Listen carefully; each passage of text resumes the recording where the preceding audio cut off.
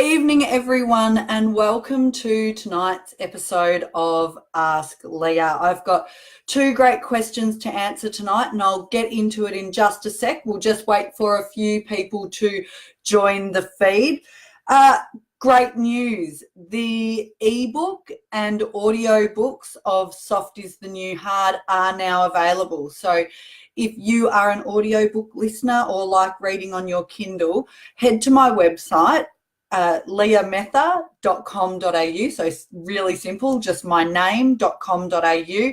And you now have the option of either buying a signed paperback, and I write a personal little note along with each book I send out, or you can click on the links to buy the ebook or audiobook. So again, head to my website, leahmethod.com.au. You can pick up Soft is the New Hard, How to Communicate Effectively Under Pressure as a signed paperback, ebook, or audiobook. It is also available in some local Gippsland bookshops in Warragul, Moe, Traralgon and Morwell. It's flying off the shelves, which is hugely exciting, and I've had to do multiple deliveries to bookshops in the last 2 weeks.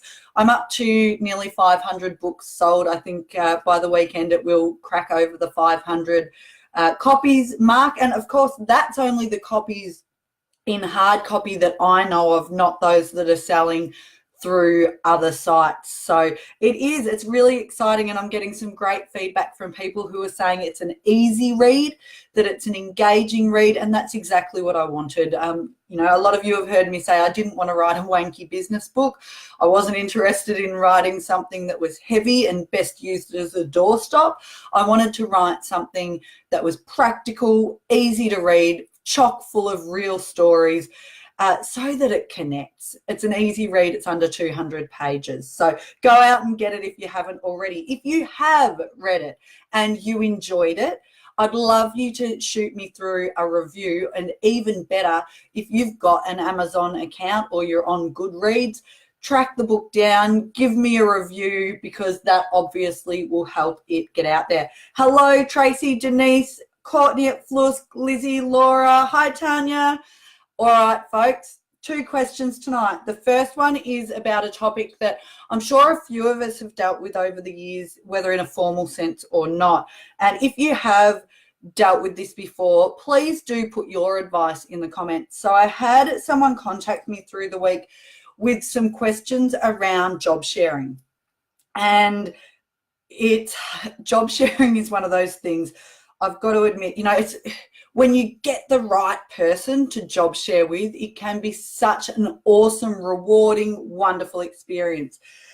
But when there's a bit of an inequity in how much work each person is doing, then it becomes tricky. It reminds me a bit of, high school days, group projects, because I was the one who had the super high work ethic, and not always, but oftentimes there were some people that I worked with that kind of loved that I had the super high work ethic. And, they knew that even if they didn't do the work, I would, because I wanted the good marks. Now, I know that this person is in that position. So they contacted me, and they're job sharing with someone who is lovely, really, really nice, a great, person, lovely person. However, here's the issue. The person who contacted me is doing the bulk of the work, okay? The other person is really not putting in. They're spending most of their day distracted by social media on their phone and by their own personal business, and they're just not putting in and getting the work done. And this other person is really carrying the load. Now, there's two issues here, and I'll tackle the social media at work and the phone use in a sec. Let's talk job sharing first. So, yeah, this person has high standards. Now, this person is a good communicator, so they don't shy away from conversations. So they have, had a conversation with this person around, high standards for the work and division of work, but it hasn't really gone through. I think the other person has smiled and nodded and said, yes, that's important. That's who will do what work. But when it comes down to it, this other person just isn't stepping in. And hi, Katie and Joanne, who have just joined. So what to do in this situation? Okay, first things first. Job sharing is kind of like marriage. It's like any close, important relationship. And what sets it up for success is communication, communication, communication. Okay, it does mean that we have difficult conversations sometimes, even with people that we really like. And we can do it in a way where it's not an accusation. But here's the thing, if you don't address this, you probably will get resentful. And I know that you've said to me, you're trying just to let it go because you don't want to turn into that person. But I can almost guarantee that if you do keep letting it go, that frustration will build and build, and you don't want to be in that position. So here is what I suggest. First off, how about you schedule a meeting with your colleague, with the person you job share with? Hey, can we catch up to do a bit of a reset overview of where we're at with job sharing? And what I often refer to this with teams is it's about resetting around shared expectations. And you can do this at any time, not just when you're forming a new team or working relationship. Before any project, I encourage people to do this. But you can really do it at any point, often when there's some challenges arising within a team. Okay, can we, get together, have a bit of a chat, bit of a check-in on how things are going for us in our job sharing, what our shared expectations are for how we communicate and operate together, the division of labour, opportunities for improvement, and, things that we can both be doing better to help each other out. Now, what I would recommend is you be, and I know you be a really open book in this case, and you offer up first, what could I be doing for you that would help you? And they might not have anything, okay? But by you being open to receiving feedback, they will often, not always, but often be more open to hearing feedback from you. So, what is it that you can be doing better? You never know, and this might not be the case at all, but you never know, they might see you as super confident and competent, and maybe they are hanging back because they think, oh, well, you do the work better than me, and they're a bit intimidated. That might not be going on at all, but you won't know unless you ask. So open that door to, is there anything I could be doing better to help you? What are our opportunities for improvement? And then, though, don't wait for them to ask. You say, okay, so for me, from my perspective, I'm finding it a bit challenging, that I feel like, we've got a lot on, and to be honest, I do feel like I'm doing the bulk of that work. And I know this will be an uncomfortable conversation, but I recommend you need to have it.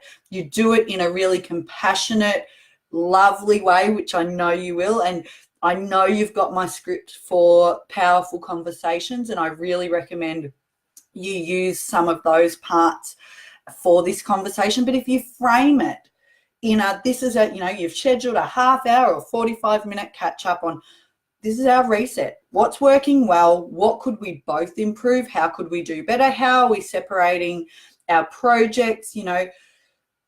Is there anything, that we can make better? And go from there. Use that as your starting point. You might mention about the phone. You might not go there. They might realize on their own when you have this really frank conversation. There's a great, if you haven't already, Rachel Robertson's book, Leading on the Edge, is magnificent. It's got some great concepts in it. I reference some of them in my book. She has this great saying that respect trumps harmony. Now, when you're talking about shared expectations, this is where you get that sort of thing out. You might say, so what are our shared expectations for how we communicate with each other? Do we agree that if we do have an issue that we raise that directly with each other, even though sometimes that might be a bit uncomfortable for us? Sometimes we might not like what the other person says, but we agree to do that because respect trumps harmony. And yes, we want to get along, and that's really important, but it's also important that we show each other respect by having these direct conversations, because like a marriage, we need to be open and honest with each other. So have that conversation. Okay, social media. I did ask you if there was a social media policy at your work or if there were any restrictions on phones. Now, I know there's not at your workplace. And here's the thing, I'm not really for or against policies and strict rules, but I do know a lot of organisations have had to bring them in. Now, yes, in an ideal world, we're all adults, we should be able to check in on our phone when we need to, but put it away because we're at work and we recognise that we're at work. Here's the thing, our mobile phones and the apps on them are addictive. You know, there's research that has said that some of the social media apps have been designed similarly to how pokie machines have been developed to suck you in with that little thinking wheel, you know, that's waiting to update what's going to be there next. And mobile phone social media addiction is a very real thing. This person may not even be aware that they're doing it. And for this reason, a lot of organisations have had to bring in quite strict rules that can seem draconian, but the reality is you're there to work. So you do need people to be doing that. So when it comes to the mobile phone use, one, you might discuss this as part of your shared expectations with this person. You might not go into, you know, it's not about setting rules or being super strict, but it might be saying, well, look, you know, I think our focus needs to be, you know, on getting our work done. And then absolutely, if in our breaks or things like that, we can use our phones. You might want to address this with them directly, but you know what, you might not. This might be a conversation that you need to have with a superior, with your boss, and not in a dibber-dobber way. That's not what this is, okay, at all, because if you're raising it, you need to have a direct conversation with the person if you're raising it specifically about them. But with your boss, it might be more of a general conversation over, look, you've noticed in the workplace that there's really different standards on what is okay and what's not. And ask your boss, does she have any guidance on how she would like, you know, staff using their phones for personal use? And you'll probably find, knowing your boss, that they would say something along the lines of, as long as you're getting your work done, you know, we both give and take here. I don't mind you using it occasionally, but you're here to do your work. It may be that that message needs to filter out from the boss and you need to encourage them to do that. But yeah, recognize it is an addiction. I would suggest getting that if that person is really addicted. And this is something for all of you to consider when you're listening. I know for me, I can be addicted to my mobile phone. So if I'm out with clients, I turn my phone off. You know, obviously I'm not going to check it when I'm out with clients, but if I'm working from another organisation, I'm not working from home and my hours are billable, then my phone is off, okay, or it's put right away so there's no temptation. It's certainly not on my desk where I can see it. All notifications on my phone are turned off, so I get no pings, and social media is 5 screens in. So I have to flick through 5 screens before I get to social media, so that as I'm flicking, I'm thinking to myself, do I really want to check social media? It's rather than it being right there on my home screen. So someone's just come into my room. That is my advice on what to do with job sharing. See how you go, but have that shared expectation meeting.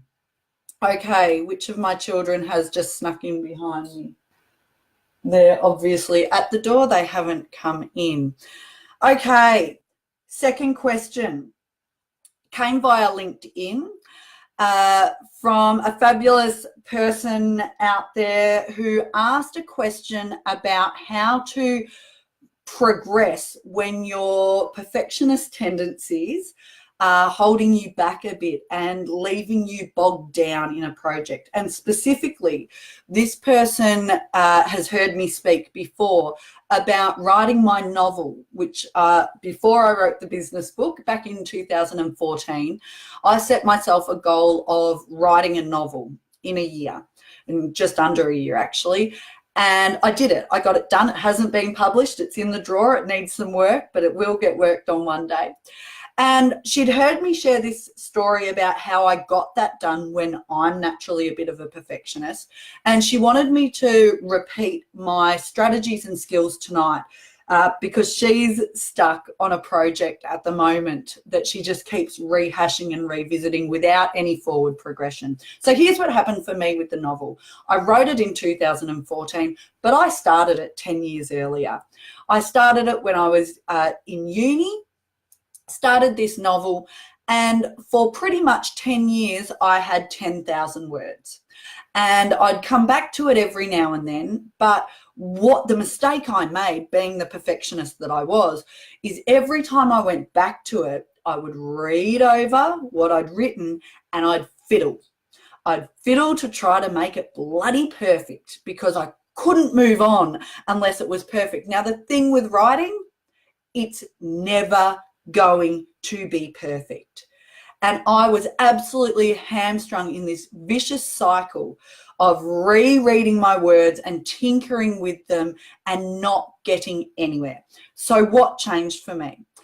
What changed for me was in 2014, I got some real clarity. I was about to turn 33. And that was the age my very dear friend, Megan, was when she passed away from breast cancer. And that happened when I was about to get married in 2009, and she was just the most beautiful friend and mentor to me. And it had a big impact on me in 2009 when it happened. But as I was approaching 33 and my kids were the same age as hers were when she passed away, I really suddenly had this kick up the arse that life is so short, and if there are things we want to do, we need to go out there and do them, because otherwise we will look back and say, what if? And I just thought, you know what? I am here. I am healthy. My beautiful friend is not here. If there are things that I want to do, I just need to do them. So what did I do? I got really clear on why I wanted to write the book. And this is the first step of goal setting, understanding your why. And I did a post on this today about putting the why in your communications. But I asked myself, okay, Leah, you've been banging on about this book for years. You've always said you wanted to write a book. Why? Why is writing a book so important to you? And I realized that the reason writing a novel was so important and why I wanted to do it was to prove to myself that I could. It wasn't about having a best-selling book. I knew I could write. I'd been a journalist. I'd written fiction. I'd won competitions as a teenager. I knew I could do fiction writing. You know, I might not ever be a bestseller, but I know the foundations of it. I studied it. I majored in it at uni. So I went, the reason you want to write a novel is because, can you do it, Leah? Can you actually stay with it and write an 80,000 word novel? Now, for me, when I realized that that was my why, everything changed, because I'm a competitive person. So can you do it, Leah? Can you? That's a challenge. So I got clear on my why. And then what I did is set a goal, and I set a SMART goal. So specific, measurable, achievable, relevant, time bound. And my goal, I set this in about March, April of 2014, was by the end of the year, you will have written the first draft of a full length novel. So a couple of things about this. I gave myself long enough. It was achievable. Okay. It was obviously relevant because writing a book was the goal. Okay, it was measurable. The average fiction novel for general fiction is 80,000 words. So I knew approximately how many words I needed to get. Okay, it was also achievable because note I said to write the first draft of a full-length novel. I didn't say to write a bestseller, because write a bestseller is totally out of my control. But I can control writing the first draft. So here's what I did. I didn't just set the goal because that's big and overwhelming. I put a plan in place to achieve it. So I've broken it down to a goal. Now I'm going to break it down again into an achievable plan with measurable steps in it. And just like your goal, make your plan SMART. So specific, measurable, achievable, relevant, time-bound. Okay, so my plan was this: write 300 words a day. Stephen King, the brilliant novelist, his book on writing is like the Bible for writers. If you are a writer out there and you haven't read on writing, go and get it. It is a cracking great read. And in that book, he says, if you write 300 words a day for a year, at the end of the year, you have a novel. Now, write a book is big and overwhelming. Write 300 words a day, that's achievable, because 300 words is a couple of paragraphs. So I went, right, you're going to write 300 words a day, 2,100 words a week. If you miss a night, you have to make it up, but you have to hit 2,100 words a week. That's right, isn't it? I can do my maths. So I journaled it. Every day I kept a running total of how many words that I wrote. Here's the other things I put in place with my plan though, and this is what got me over that perfectionism. 300 words a day, and you are not allowed to read back over what you wrote the night before. So here's the thing that it did. It created momentum, and momentum creates habit, and habit is where you get progression and you get your results. This is so transferable to fitness, diet, whatever it is you're wanting to achieve. So for me, by saying momentum is the key here, 300 words a day. And here's the thing, when it becomes daily practice, you don't need to read over all of your words again, because you know exactly what happened, because you're in it every day, even if it's 15 minutes of writing because you banged it out in 15 minutes. So that's what I did. Didn't read over it. Was some bits of it crap? Sure. But I kept going. You can't edit a blank page. So you have to get those first words down.